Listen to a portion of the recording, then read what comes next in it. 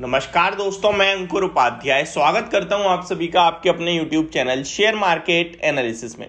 दोस्तों यहाँ पे मेरे पास व्यूअर का कमेंट आया था एक कि वेदांता स्टॉक में लेना चाहता हूं और लॉन्ग टर्म के लिए लेना चाहता हूं, तो क्या मैं इसे खरीद सकता हूं। और उन्होंने अपना खरीदने के पीछे का रीजन जो दिया वो भी बहुत ठीक लगा मुझे और इसीलिए मैंने उनका एक सिंगल कमेंट कहीं ना कहीं कवर करा है। उनका मानना था कि ये स्टॉक अराउंड 33% की डिविडेंड यील्ड रखता है और अगर मैं इसे परचेज करता हूं लंबे समय के लिए तो मुझे अच्छा खासा पैसा बनता हुआ दिखेगा मेरा डिविडेंड के द्वारा ही। और स्टॉक का प्राइस अगर एप्रिशिएट करता है तो वो तो एक बहुत ही अच्छा ऑप्शन होगा। तो क्या मैं ले सकता हूं, क्या मेरी सोच सही है, इस तरीके का कुछ सवाल था। तो मैं इस पर पूरी तरीके से आपको सफाई देने की कोशिश करूंगा, पूरी तरीके से समझाने की कोशिश करूंगा और वेदांता का शेयर के बारे में भी बताऊंगा, फंडामेंटली भी कैसा है वो भी देखते हैं। तो सबसे पहले तो मैं आपको ये बताना चाहता हूं कि आपने जो देखा कि भाई डिविडेंड देता है वो एकदम ठीक बात है, लेकिन यहाँ पे ना स्टॉक मार्केट में बहुत तरीके के स्टॉक होते हैं, लगभग 4-5 तरीके के हैं। ग्रोथ स्टॉक हैं, डिविडेंड स्टॉक हैं, ब्लू चिप है, लार्ज कैप है, मिड कैप, तो ये सारे कैटेगरी होती है कहीं ना कहीं। तो यहाँ पे मैं आप सभी के साथ ये चीज बताना चाहूंगा, आपने सिलेक्ट किया डिविडेंड स्टॉक्स को। अब मैं आपको अगर हिस्ट्री बताऊं, यानी कि अगर जो पहले अभी तक होता आया है वो देख के बताऊं, तो dividend stocks as compared to growth stocks हमेशा से कम रिटर्न्स देते हैं, ठीक है जी।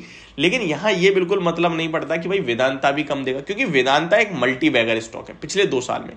एक चीज और बताना चाहूंगा, जो वेदांता की डिविडेंड यील्ड 30% की दिख रही है, लाइफ लॉन्ग डिविडेंड यील्ड नहीं है।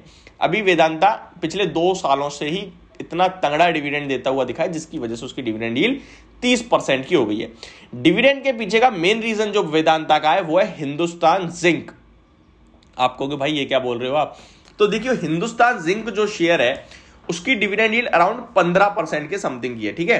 15% के समथिंग की हिंदुस्तान जिंक की डिविडेंड यील्ड है। मैं एक लेटेस्ट एग्जांपल से भी समझाऊंगा आपको।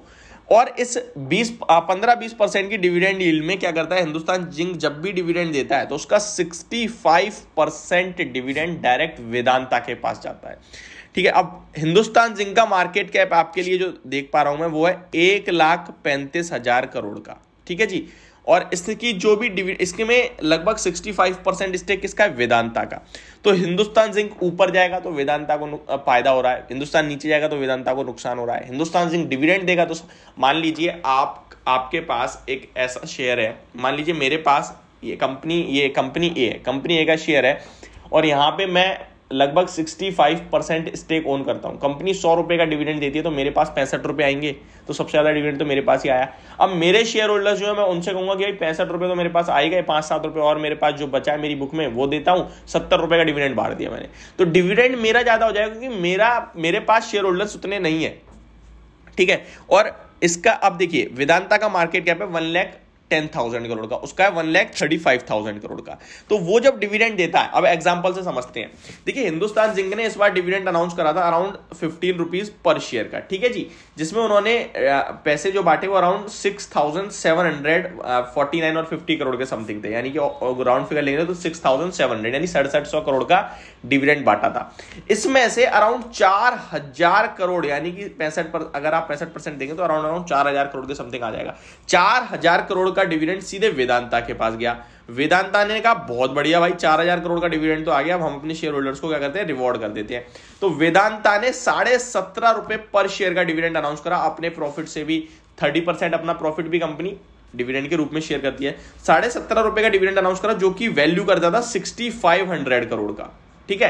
तो ओवरऑल इनके तो 2,500 रुपए का डिविडेंड से। अब मैं आपको समझाता हूं मैंने ये सब बताया क्यों आपको, तो अभी ये समझ में आ गया होगा कि वेदांता की डिविडेंड यील्ड ज्यादा क्यों है, क्योंकि इसके पास एक आउटसोर्स है इनकम की, हिंदुस्तान जिंक की, ठीक है। तो ये एक मेन रीजन है। ऊपर से डिविडेंड यील्ड हमेशा चेंज होती रहती है। फॉर एग्जांपल हिंदुस्तान जिंक की डिविडेंड यील्ड कब हो गई तो वेदांता की भी कम हो जाएगी, क्योंकि वेदांता के पास पैसा कम आएगा। या फिर वेदांता खुद ही अपनी इनकम का जो 30% अभी दे रहा है उसमें इनकम कम होने लगे तो भी कम हो जाएगा, ठीक है। ये 2 रीजन हो गए डिविडेंड के लिए।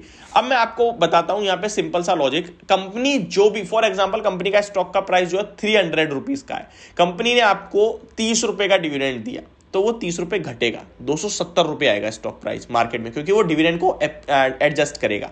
उसके बाद फिर मार्केट के हिसाब से धीरे धीरे हो सकता है दोबारा 300 आ जाए, फिर 300 आने का कंपनी फिर अनाउंस कर दे डिविडेंड, फिर नीचे हो जाए। तो ये डिविडेंड वाले स्टॉक क्या करते हैं, वहीं का वहीं घूमते रहते हैं। आप वेदांता को मत देखिए केवल, क्योंकि वेदांता की आपको डिविडेंड बहुत अच्छी दिख रही है, मुझे पता है, मत देखिए। मैं और एग्जांपल देता हूं। देखिए एनएमडीसी को देखिए आप, एनएमडीसी का डिविडेंड यील्ड देखिए आप कितने की है। लगभग 18% की। इस स्टॉक का 3 साल 5 साल 10 साल का भाव देख लेता हूं मैं। 10 साल में इस स्टॉक ने आपको क्या बना के दिया? कुछ भी नहीं, 21% नेगेटिव है, लेकिन 20% के हिसाब से 200% का डिविडेंड जरूर दे दिया।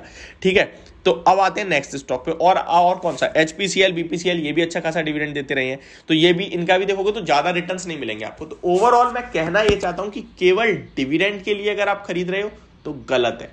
अगर आप इस कंपनी में ग्रोथ देख रहे हो तो सही है। केवल डिविडेंड के लिए नहीं खरीदना है, ना शॉर्ट टर्म में, ना लॉन्ग टर्म में, ना ही पोजिशनली। अब आते हैं इस कंपनी के फंडामेंटल्स पे। तो कंपनी के बारे में बात करें, थोड़ा सा वैल्यूएशन वगैरह ये सब देख लेते हैं, ज्यादा कुछ नहीं देखेंगे हम। तो कंपनी का मैं आपको धीरे धीरे जो भी मेरे सामने आ रहा है वो बताता हूं। कंपनी एक मल्टी कमोडिटी स्टॉक है, आपको बताऊं, निकल, जिंक, एल्यूमिनियम, स्टील सब में कारोबार करती है कंपनी। ठीक है, मार्केट कैप 1,14,000 करोड़ का है, 308 रुपए का करंट मार्केट प्राइस है, 441 का 52 वीक हाई है, 206 का 52 वीक लो है। स्टॉक का प्राइस टू अर्निंग पीई जिसे कहते हैं वो 7 पे ट्रेड कर रहा है। बुक वैल्यू पर शेयर 146 रुपीज की है। डिविडेंड यील्ड 25% की दिख रही है अभी। रिटर्न ऑन इक्विटी 30% का है। रिटर्न ऑन कैपिटल 32% का है। तो सब कुछ अच्छा है, कुछ खराब नहीं है। यानी कि ये सब चीजें ऐसा सजेस्ट कर रही है कि मैं खरीद सकता हूं। अब मैं डिविडेंड के लिए नहीं, मैं ये सब चीजें देख के खरीद रहा हूं। ठीक है, अब यहां पे एक चीज मुझे बहुत नेगेटिव भी दिखती है, वो मैं आपके साथ जरूर शेयर करूंगा, वो है शेयर होल्डिंग पैटर्न। अगर शेयर होल्डिंग पैटर्न में अगर देखूं तो यहाँ पे प्रमोटर्स के पास अराउंड 69.68% का स्टेक है और ये 100% प्लेज्ड है। बस यही नेगेटिव है, बाकी कुछ नेगेटिव नहीं है इस स्टॉक में। अगर ये चीज मेरे समझ में आ जाए क्यों है, इसका क्या मतलब बनता है, ये कब छूटेगी, तो शायद मेरे लिए पॉजिटिव होगा।